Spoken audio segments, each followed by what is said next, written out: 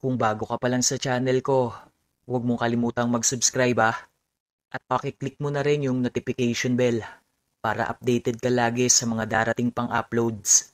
Salamat!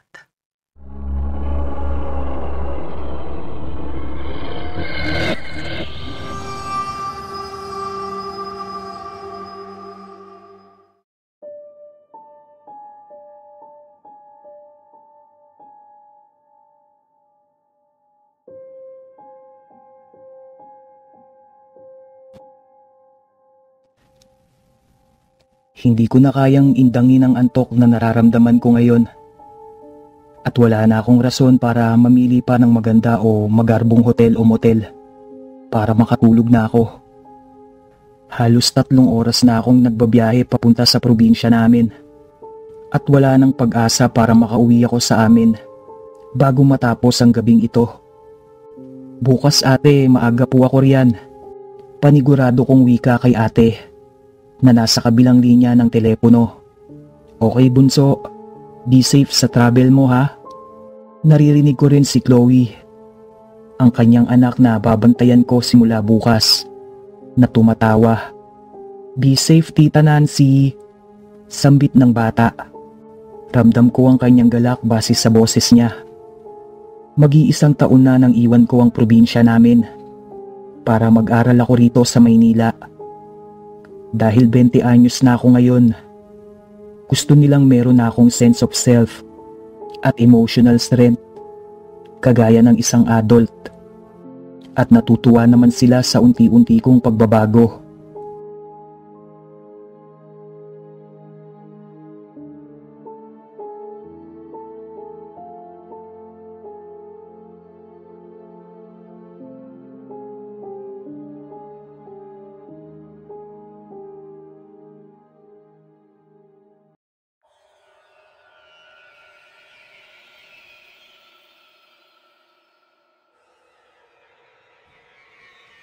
Dolores Pension House. Okay na siguro ito. Pulong ko sa sarili ko habang tinitignan ko ang paligid. Hindi nga gaanong magarbo ang lugar. Pero mas okay na itong tulugan kaysa sa sumiksik pa ako sa kotse ko ngayon. Napansin ko rin na sobrang accommodating ng mga crew dito. Kaya wala akong problema sa kanila. Nang kinuha ko ang susi sa kwarto ko, bigla akong hinatak ng isang crew member at may ibinulong siya sa akin. Miss, kung meron man po kayong problema, huwag po kayong mahiyang tumawag sa line namin ha. Ang wika niya. Tumango na lamang ako kahit naguluhan ako sa sinabi niya at umalis na ako para makapasok na sa kwarto ko. Nang pagbukas ko ng pinto ay napatayo ang mga balahibo ko sa aking nakita. Isang larawan ng matandang babae ang nakadisplay malapit sa isang bintana ng kwarto. At hindi yun isang ordinaryong larawan lang. Nakakatakot ang itsura ng matanda. Base sa kanyang mga matang galit na galit. Tinitigan ko lang ang larawan na yon ng matagal hanggang sa mawala ang takot na nararamdaman ko. Lola Dolores naman, huwag na po kayong magalit. Customer niyo po ako, hindi po ako magnanakaw. Pabiro kong sabi habang tinitignan ko ang larawan ng owner siguro ng pension house na ito.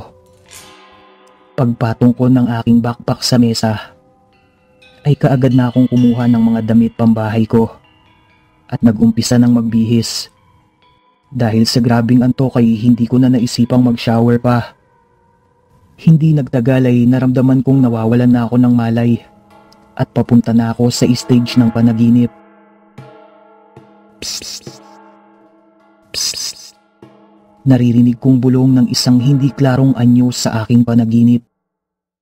Psst. Psst. Siya'y papalapit ng papalapit sa kinahihigaan ko. Ang kaninang walang anyo ay unti-unting nagkakaroon ng imahe. Isang matandang babae. Nanlilisik ang kanyang mga mata.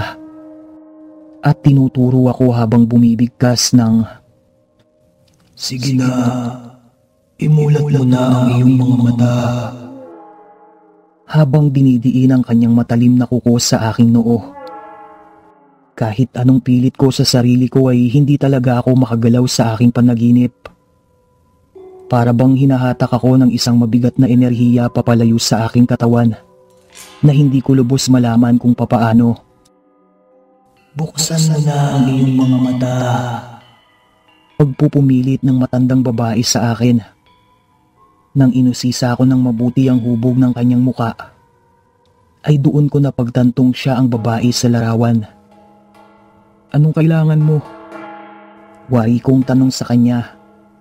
Kahit na alam kong panaginip lang ang lahat, ramdam kong bumubuka ang aking mga bibig habang binibigkas ko ang mga salitang yon. Inilapit ng matandang babae ang kanyang muka sa akin hanggang sa magdikit na ang aming mga noo. Napansin ko ring nakatingin lang siya sa akin sa buong pangyayaring yon. Ni isang kisap sa kanyang mga mata ay hindi ko nakita. Ang kailangan ko, panimula niyang sabi. Habang binibigkas ng matandang babae ang kanyang sasabihin, ay may naramdaman akong likido na tumutulo sa ilalim na parte ng aking muka. Doon ko napagtanto na naglalaway siya habang kausap niya ako. Ang kailangan ko. Pangalawang beses niyang tanong. Ngayon ay mas malakas na ang kanyang boses at naging agresibo uli ang kanyang mukha.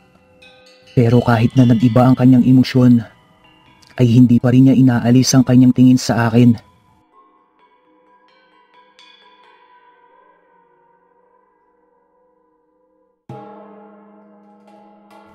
At dahil doon ay nagising ako sa kalagitnaan ng gabi. Pilit kong hinahabol ang aking paghinga. At kaagad akong pumunta sa mesa, sa di kalayuan ng kamang kinauupuan ko, para uminom ng bottled water sa bag ko. Hinihingal pa rin ako pagkatapos kong ubusin ang tubig na laman nito. Nang ako'y mahimasmasan, tinignan ko uli ang larawan na malapit sa may bintana. Siya nga, ang matandang babae sa masamang panaginip ko. Gamit ang telepono ng pension house, ay tinawagan ko ang labi nila para humingi ng tubig. Pero walang sumasagot sa linya nila. Napilitan akong pumunta doon para kumuha ng tubig.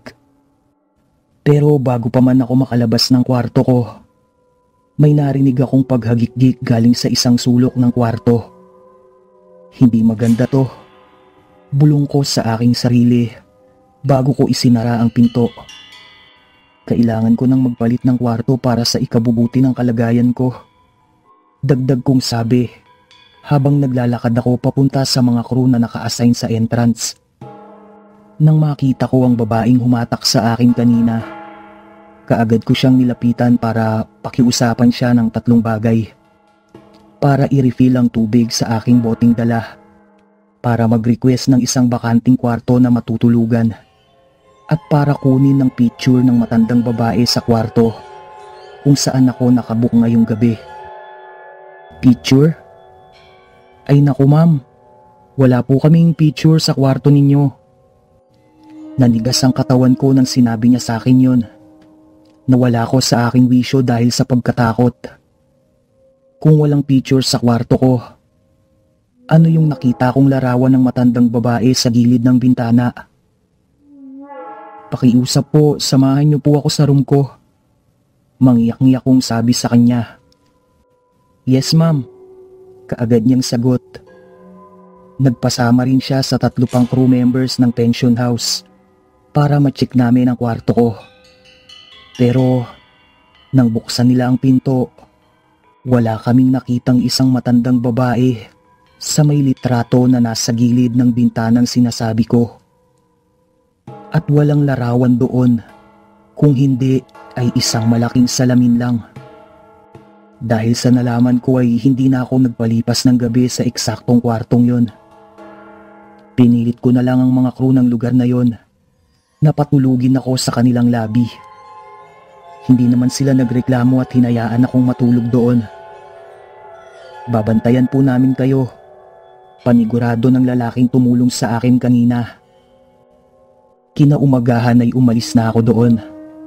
Dala ang takot na naramdaman ko buong magdamag. Nagpasalamat ako sa mga crew ng Dolores Pension House at nagdali-daling mag-drive papunta sa probinsya namin. Tinatayang 2 oras din ang travel ko papunta sa amin.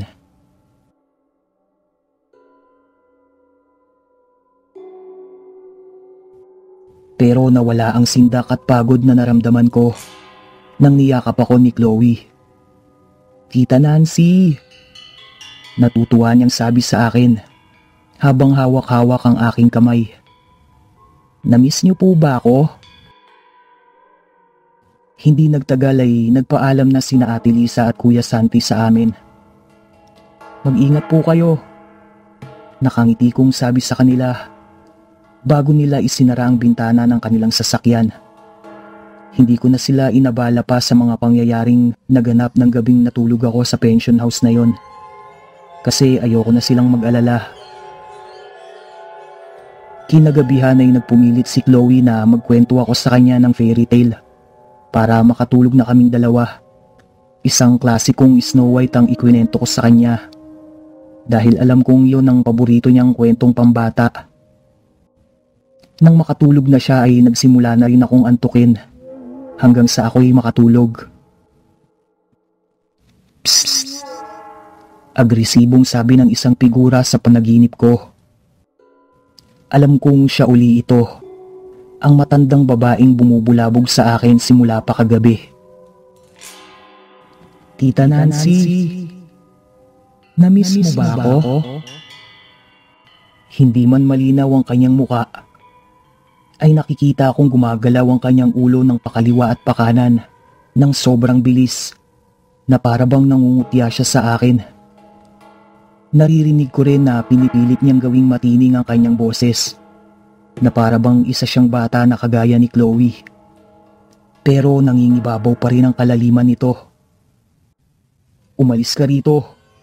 Layuan mo na ako." Pagpupumilit ko sa kanya, naramdaman kong gumagalaw ang mga binti ko sa sobrang galit, pero wala akong enerhiya para magising ng lubusan. Pinilit ko siyang labanan, pero hindi ko kaya ang lakas niya. Laking pasasalamat ko nang di nagtagal ay naglaho rin ang figura ng matandang babae sa aking panaginip at ako'y nakatulog uli ng mahimbing. Makalipas ang ilang oras ay may narinig muli ako. "Imulat mo na yung mga mata mo." Pagsusumamo nito. "Sige na," ang kanyang dagdag. Binaliwala ko na lang ang boses na yon at tinakpan ng una ng aking mga tenga. Makaraan lang ang ilang sandali ay nagising ako sa sigaw ni Chloe. "Tita Nancy!" Mangiyak-ngiyak niyang sabi. "May napanaginipan ako." "Ano yun, Chloe?" Nababahala akong sagot sa kanya. "Yung lola sa karni na mami at daddy kahapon. Tita, pinipilit niya akong buksan ang mga mata ko sa aking panaginip. At..." Hindi niya matapos-tapos ang kanyang gustong sabihin. Dahil sa takot, kaya hinigpitan ko ang yakap ko sa kanya. "And what, Chloe? Sabihin mo sa akin." Nag-aalala kong tanong kay Chloe. Doon ko naramdamang lumalaki ang katawan ng batang kayakap ko. Inalis ko ang aking mga kamay sa kanyang katawan at tinignan ko ang batang kayakap ko nang dahan-dahan. Mapuputing buhok at kulay abong bestida ang kanyang suot. Eksaktong suot ng matandang babae sa panaginip ko. Dahan-dahan din siyang lumingon sa direksyon ko. Gamit lamang ang kanyang ulo. Isang nakangising matandang babae na naglalaway ang nakaharap ngayon sa akin. Hindi kumikisap sa loob ng 2 minutong pagtititigan namin sa isa't isa na para bang isa siyang litrato. Pero hindi siya litrato. Totoo siya. At kinuha niya ang katawan ng pamangkin ko. "Tita Nancy, na-miss mo po ba ako?"